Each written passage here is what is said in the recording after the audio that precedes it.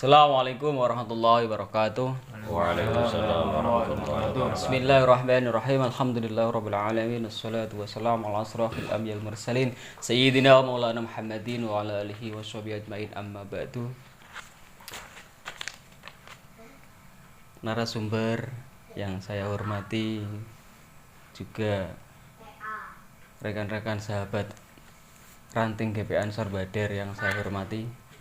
Pertama, marilah kita panjatkan syukur kehadirat Allah Subhanahu wa taala atas karunia limpahnya kita bisa bertemu dalam keadaan sehat walafiat di musola ini dalam acara ngaji gayeng jagung gayeng bersama dua narasumber, yaitu Ustadz Mujib dan Ustadz Rauf yang tidak asing lagi. Kedua, sholawat salam kita aturkan kepada junjungan kita Nabi besar Muhammad sallallahu alaihi wasallam. Semoga kita kelak mendapat syafaatnya di yaumil qiyamah. Amin Allahumma amin.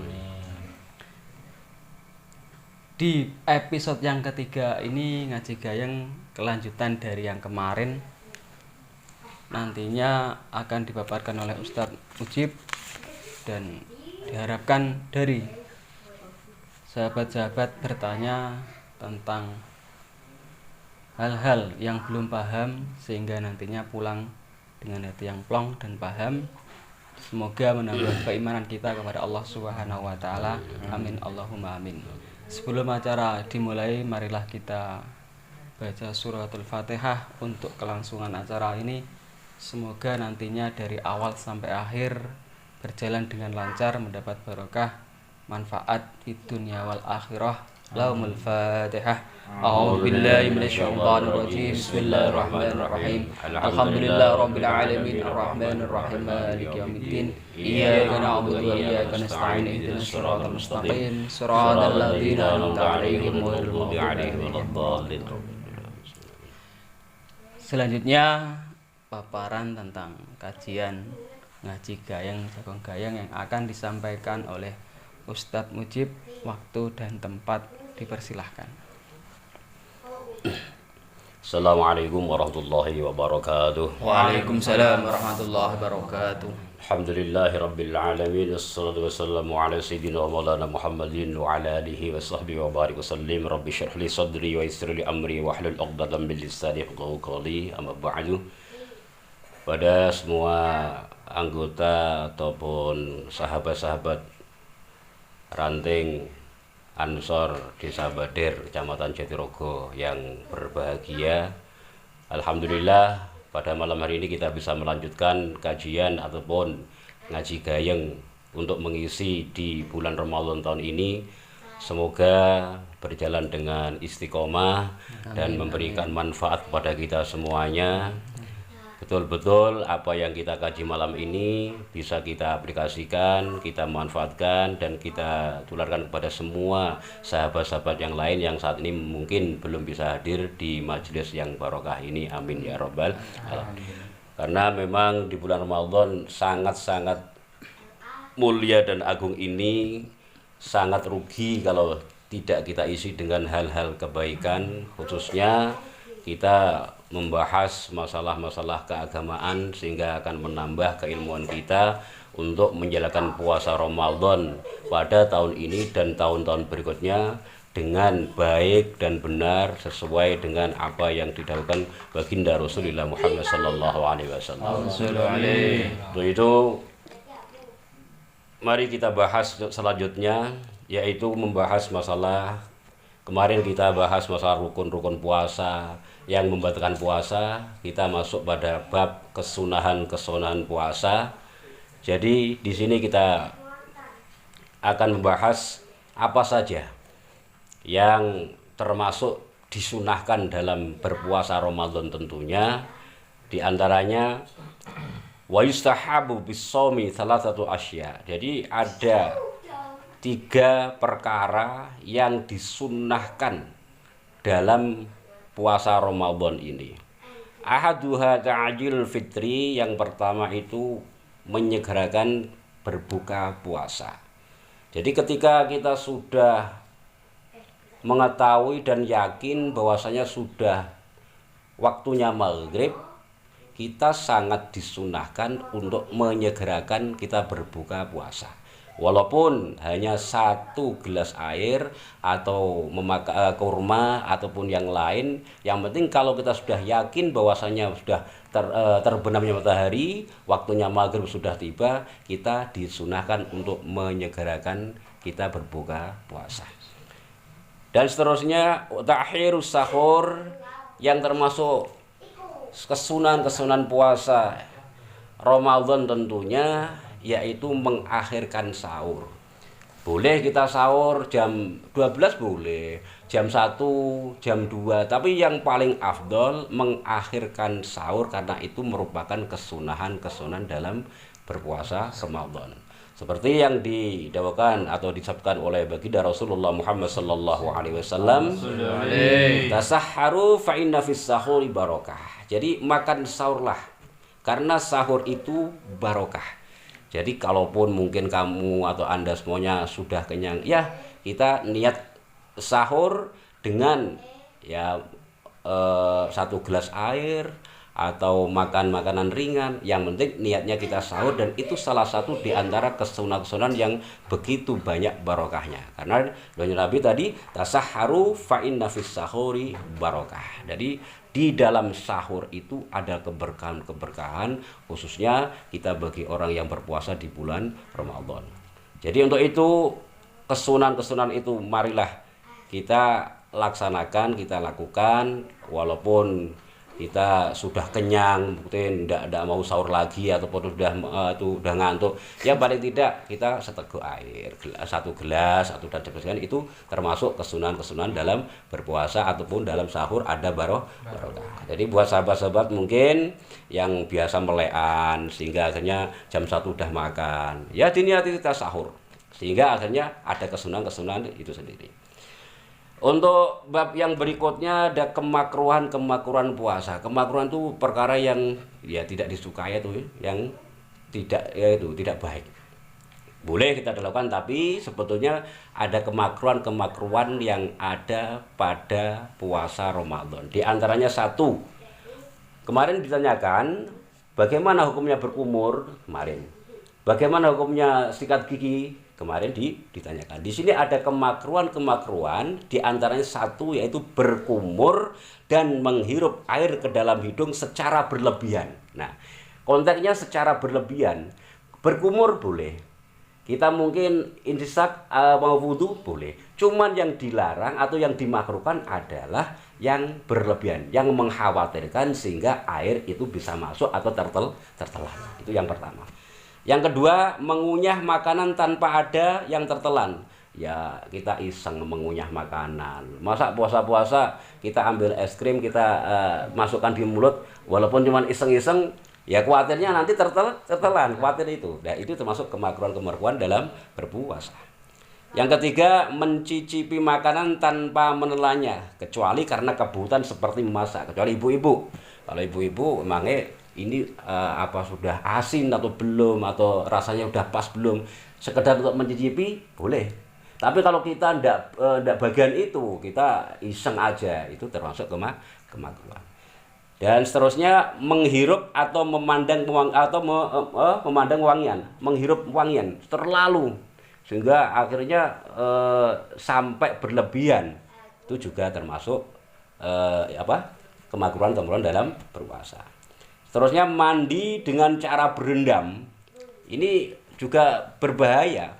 Kalau kita tidak waspada, kita ada hati-hati, khawatir ya ada air yang masuk pada lubang-lubang yang kemarin diterangkan, termasuk yang membatalkan puasa. Ya sekadarnya kita mandi, pokoknya tidak usah terlalu berlebihan. Terus apalagi terlalu banyak makan, tidur, berbicara yang tidak berfaedah, itu sudah jelas dikatakan. Makanya puasa itu ada hal-hal yang perlu kita tinggalkan, ada hal-hal yang bisa membatalkan puasa, ada hal-hal yang bisa menggugurkan pahala puasa. Jadi ada 2 konteksnya. Yang bisa membatalkan puasa kemarin sudah kita bahas, kita sengaja muntah, kita masuknya benda kepada lubang-lubang yang telah ditentukan pada anggota kita itu termasuk membatalkan puasa. Tapi ada hal-hal yang menggugurkan pahala puasa. Puasanya sah. Karena apa? Tidak ada yang batal. Tapi mungkin karena kita berbohong, kita melakukan ucapan-ucapan yang tidak baik, itu dikhawatirkan puasa kita memang sah tapi dapat menggugurkan pahala puasa itu. Terus yang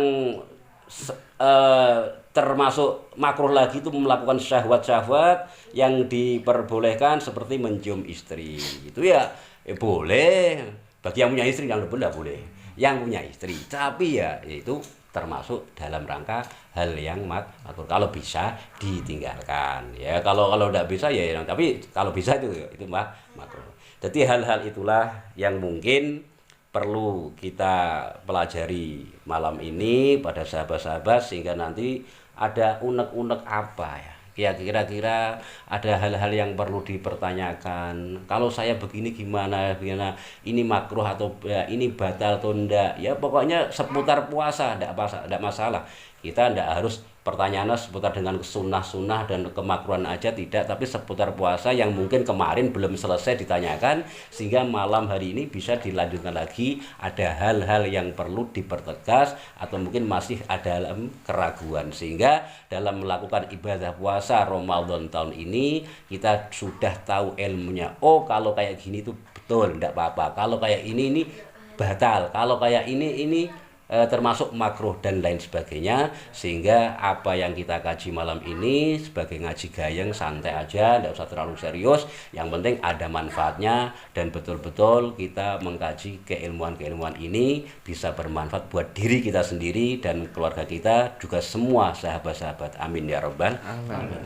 Mungkin untuk sementara itu dulu. Nanti bisa dilanjutkan lagi, sekaligus mungkin ada interaktif dialognya. Kalau mungkin ada pertanyaan bisa nanti ditampung oleh moderator dan bisa dijawab oleh Ustadz Raub atau yang lainnya, tidak apa-apa. Yang penting semuanya bisa menjawab sesuai dengan keilmuan masing-masing. Terima kasih dari saya untuk sementara itu dulu. Assalamualaikum warahmatullahi wabarakatuh. Waalaikumsalam warahmatullahi wabarakatuh. Demikianlah sedikit paparan tentang sunah-sunah, kesunahan puasa dan kemakruhan di puasa di bulan Ramadan ini. Mungkin dari sahabat-sahabat yang tadi penjelasannya cuma sedikit ada yang kurang jelas dan mau ditanyakan, monggo nantinya Ustadz Mujib dan Ustadz Rauf siap menjawab dengan gamblang, jelas. Waktu dan tempat dipersilahkan untuk yang mau bertanya, monggo. Assalamualaikum warahmatullahi wabarakatuh. Waalaikumsalam warahmatullahi wabarakatuh. Di sini ada beberapa hal yang perlu saya pertanyakan, Ustaz. Ini mungkin juga sering dialami oleh sahabat-sahabat kita yang bekerja sebagai kuli bangunan, bekerja sebagai petani dan lain sebagainya.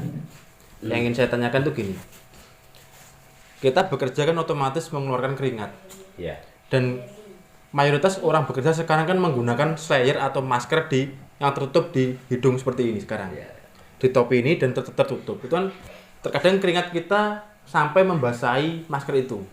Nah, jika masker itu basah dan masuk ke mulut kita, itu bagaimana?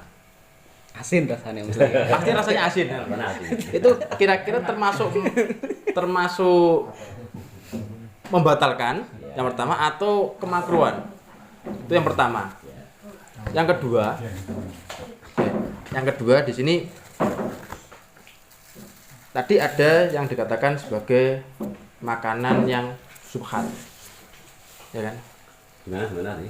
Tadi kan menahan diri dari makanan yang subhat, yang samar lah, kejelasan halal haramnya. Kita memandang makanan yang kejelasannya belum jelas, masih samar, halal haramnya.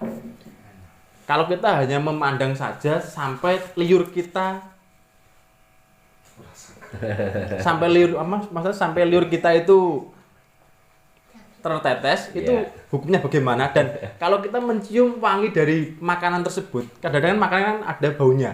Iya. Ya, sampai ada udaranya sama anginnya, kita merasakannya wah sawangannya enak cah gitu.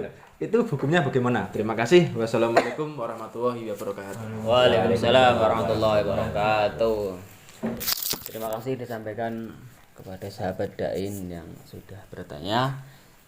Langsung saja pertanyaannya dijawab sama Ustadz Rauf.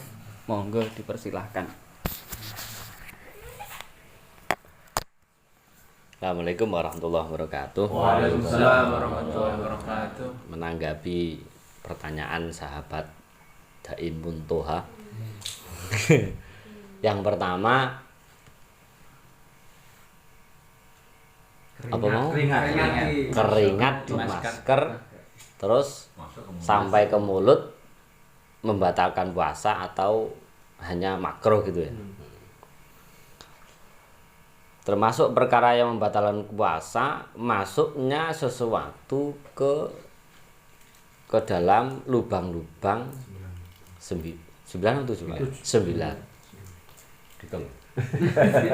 Kalau keringat masuk ke mulut selama tidak ditelan, wah, sik krasa rasane asin tok, belum membatalkan puasa. Nah, termasuk makruh atau tidak? Ini insya Allah tidak makruh. Insya Allah tidak makruh. Soalnya yora dijarak, nah, tidak disengaja. Terus pertanyaan kedua, Mencium wewangian, mencium bau makanan karo wewanginan, bikin ngiler, sampai kemecer. Saya ngesume. Itu termasuk makruh. perkara yang dimakruhkan dalam berpuasa. Kalau tidak sengaja tidak apa-apa, tapi terus dinikmati sampai ngiler, lah itu makruh. Ya demikian. Ya konteksnya kan tadi antara sengaja dan tidak sengaja. Mungkin kamu lewat saat itu ada bakul sate, pas ngipas-ngipas bakar-bakar kan mesti mampu.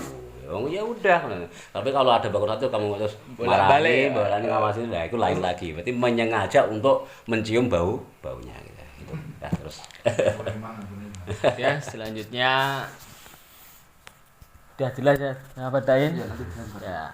Selanjutnya pertanyaan yang mau disampaikan monggo sahabat Latif. Assalamualaikum warahmatullahi wabarakatuh. Waalaikumsalam warahmatullahi wabarakatuh. Mau tanya,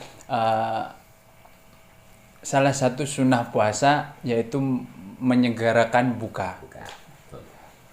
Tetapi kalau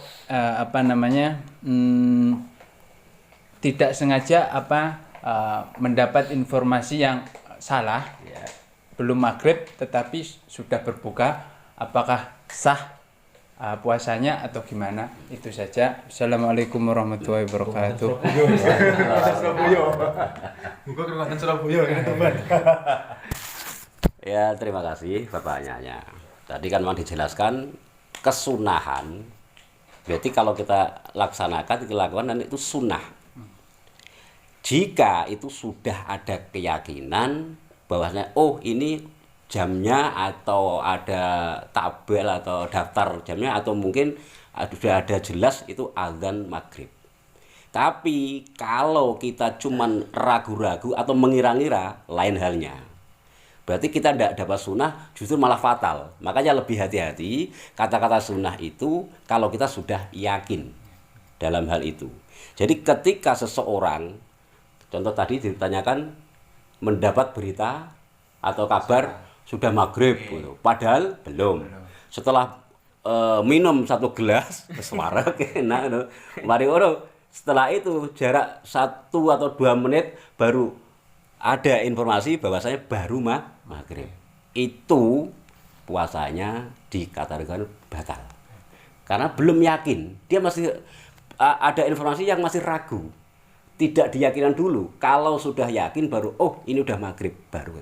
Jadi umpama ada seorang itu termasuk kecerobohan sehingga tidak menunggu dulu mau ambil yang sunnah tapi justru akan membatalkan puasa. Makanya jadi sekiranya seorang itu terlanjur berbuka karena mengira sudah masuk maghrib dan ternyata maghrib datang 2 menit kemudian, itu puasanya batal.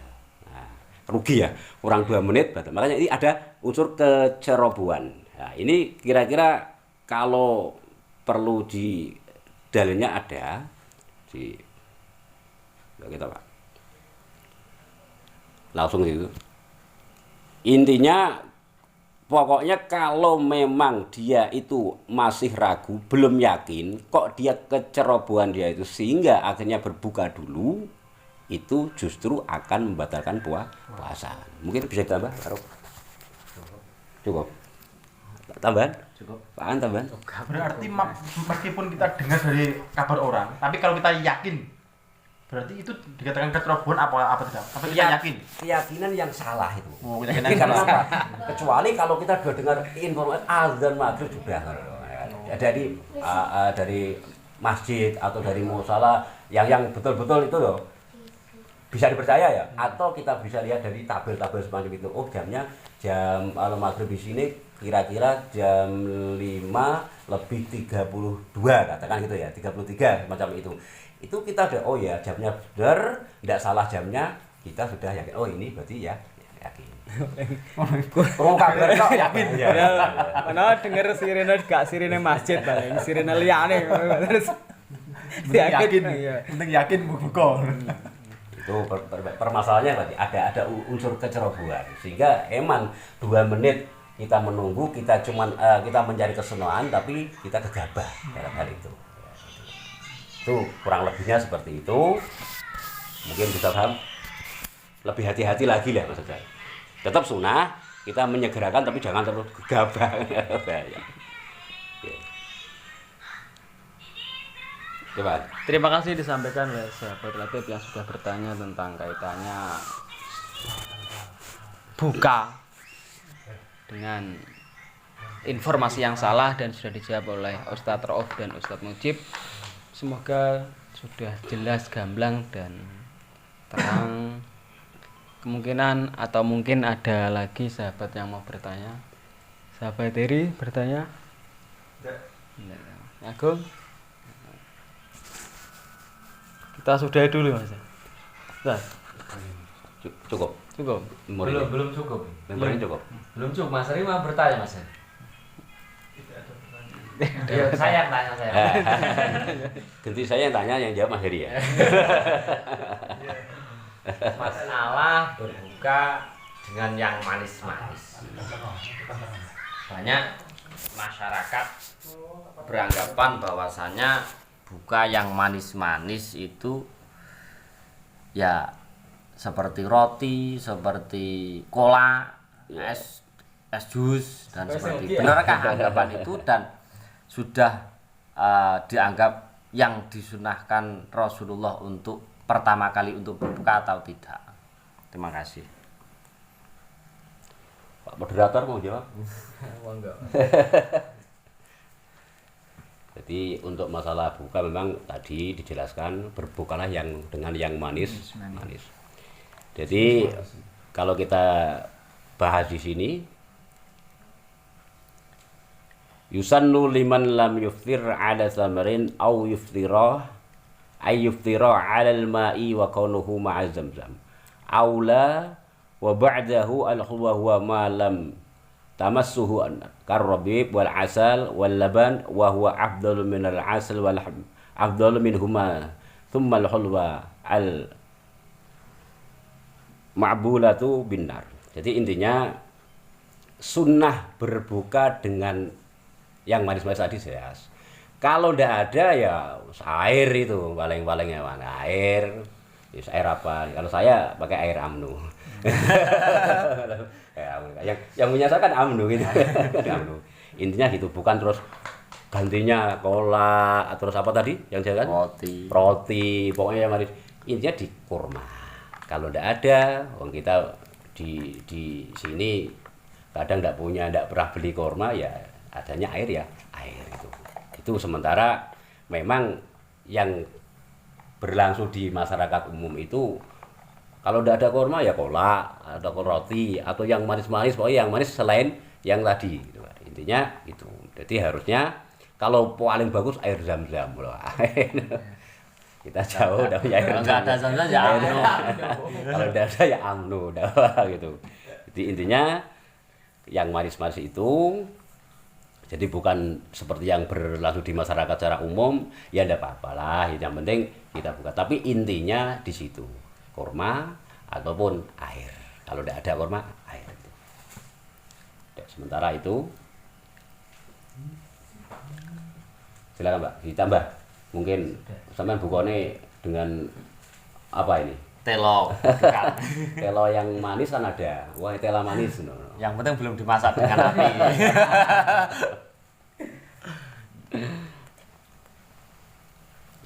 Oke. Terima kasih Ustadz Rauf, narasumber yang juga bertanya. Ya, bisa jadi nantinya mungkin narasumber juga manusia. Pasti juga. Demikianlah Jagung Gayeng episode 3 yang sudah berjalan dengan lancar. Semoga episode-episode berikutnya juga berjalan dengan lancar. Amin. Dan barokah dan manfaat untuk kita semua, keluarga kita di rumah, dan sahabat-sahabat ranting GP Ansor yang belum hadir tentunya. Saya harapkan nantinya episode-episode selanjutnya bisa hadir. Amin. Biar lebih gayeng, biar lebih kompak untuk mendapatkan ridha Allah Subhanahu wa taala. Amin. Di sini saya sebagai moderator, kurang lebihnya saya minta maaf. Dengan ucapan alhamdulillahirabbil alamin, saya akhiri. Assalamualaikum warahmatullahi wabarakatuh. Waalaikumsalam warahmatullahi